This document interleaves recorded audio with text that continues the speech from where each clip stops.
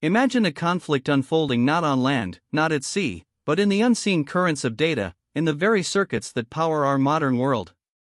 No explosions, no visible armies, yet the stakes are nothing less than national security, economic stability, and the fabric of our daily lives. This isn't a dystopian fantasy, it is the chilling reality of today. We are living through an era where the lines between peace and war have blurred into a digital haze. The question is no longer if cyber wars will happen, but if they have already begun, silently, definitively, right under our very noses. What defines this new domain? It's more than just hacking. Cyber warfare involves state-sponsored actors employing sophisticated digital weapons to achieve strategic objectives. These aren't lone wolves, they are government-backed units with vast resources, operating with intent to disrupt, disable, or destroy. Their targets are carefully chosen, their methods often cloaked in plausible deniability. It's a game of shadows where an IP address can conceal a nation, and a single line of code can ignite a geopolitical crisis. This is a battle for control of the digital commons, fought in the deep recesses of the internet.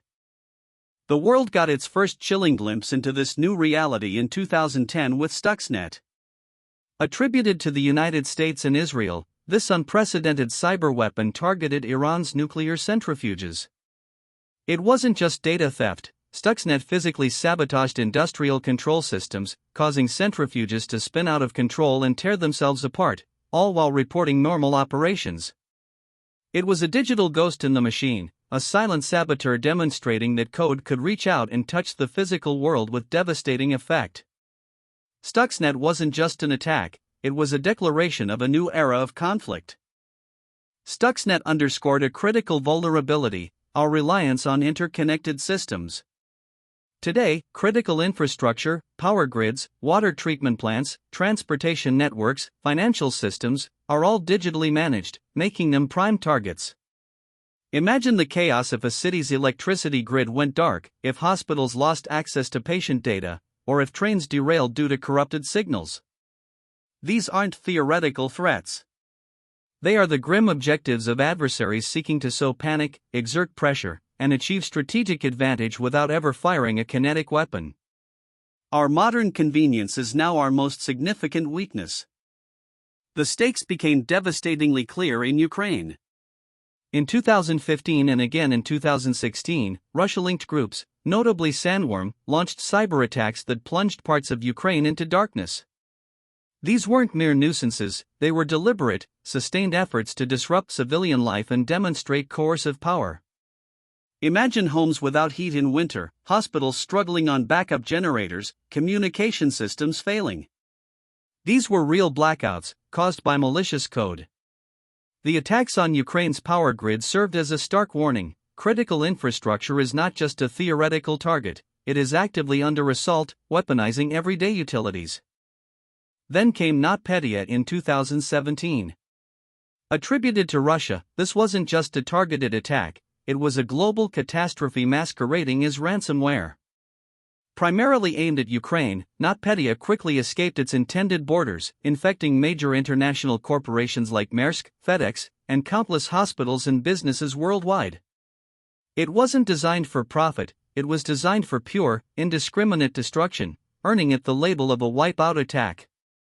The global economic damage was staggering, estimated in the tens of billions.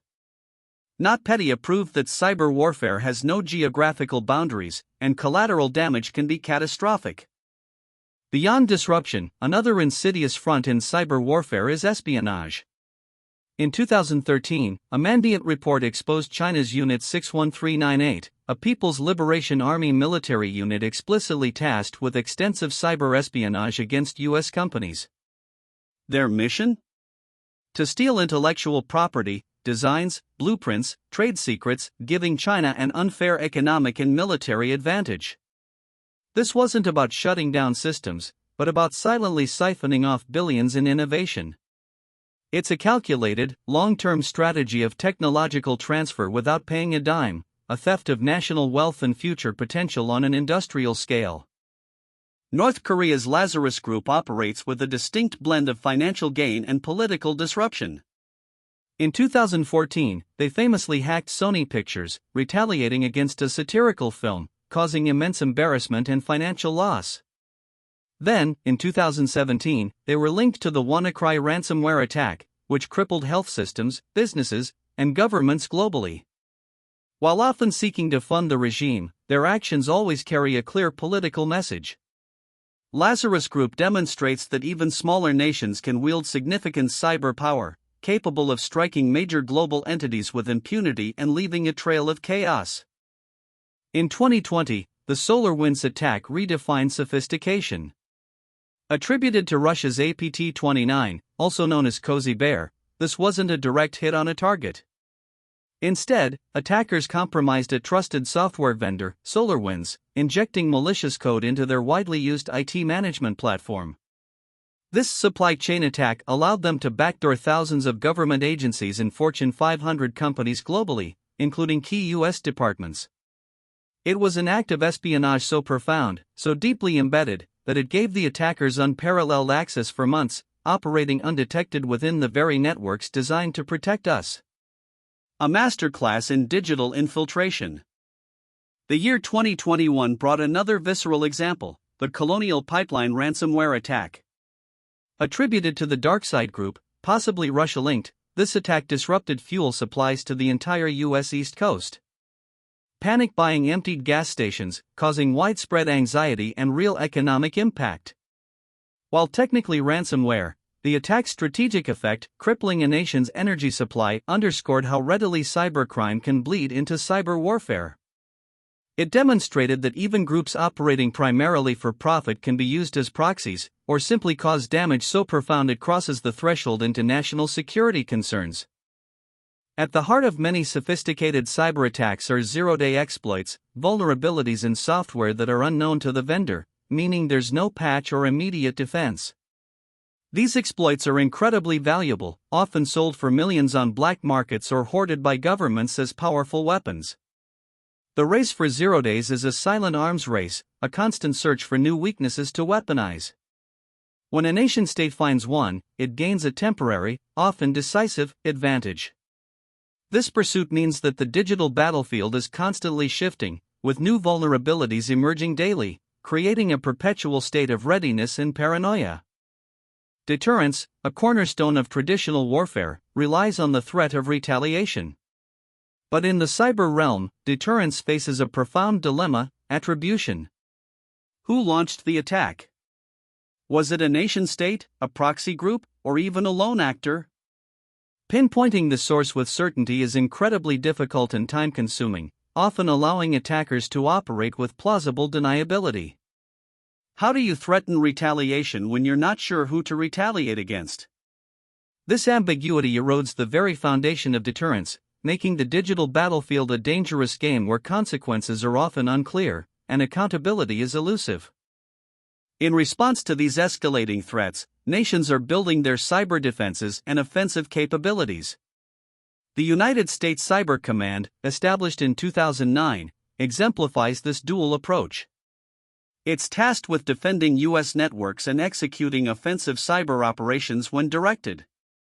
Their strategy, often described as defend forward, involves actively engaging adversaries in cyberspace outside U.S. borders to stop attacks before they reach American targets. It's a proactive, aggressive stance, acknowledging that the best defense is often a good offense in this continuous, shadowy struggle for digital dominance and security. No single nation can tackle this threat alone.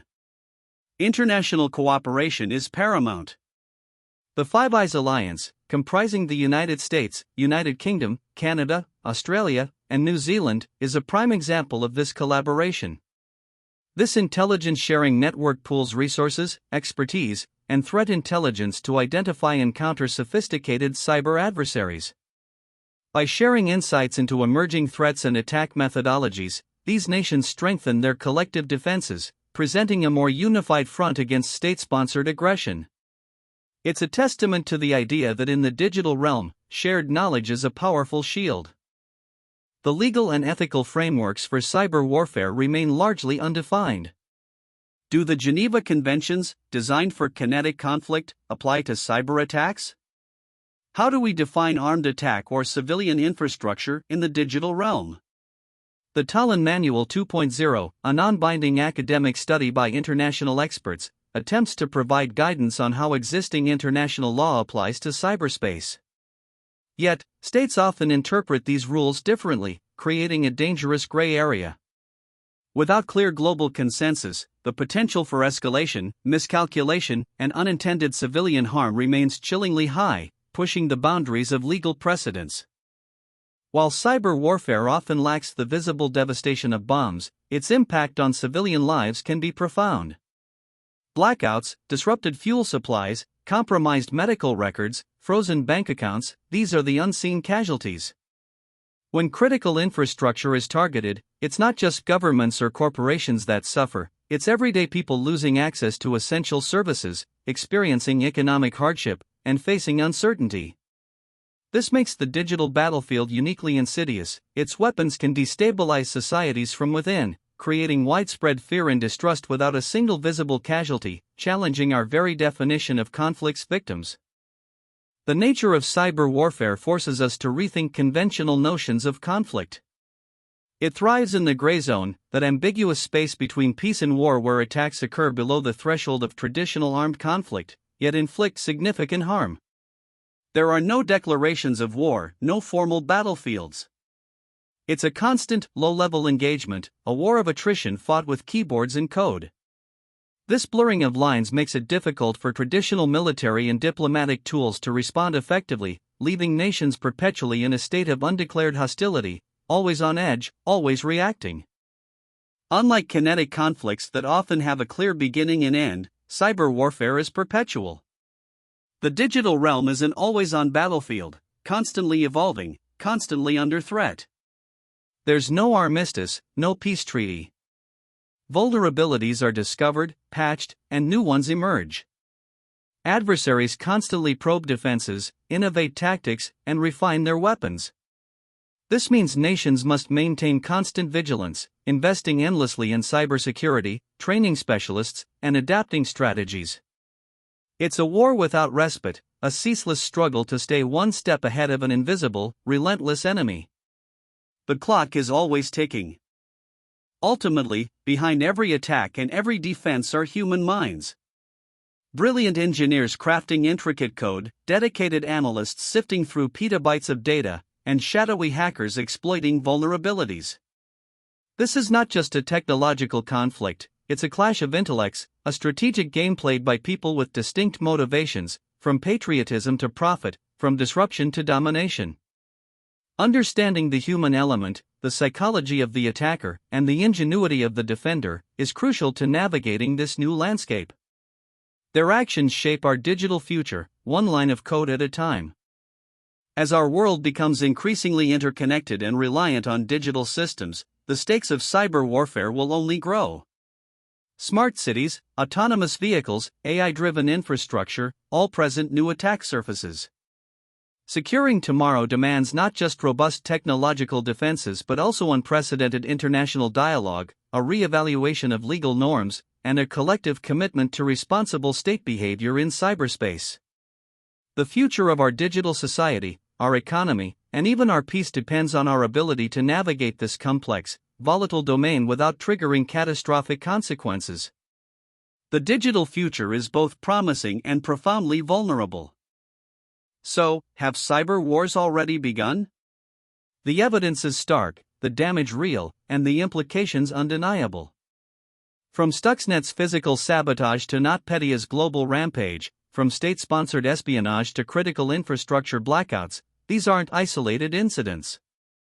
They are skirmishes in an ongoing, undeclared conflict.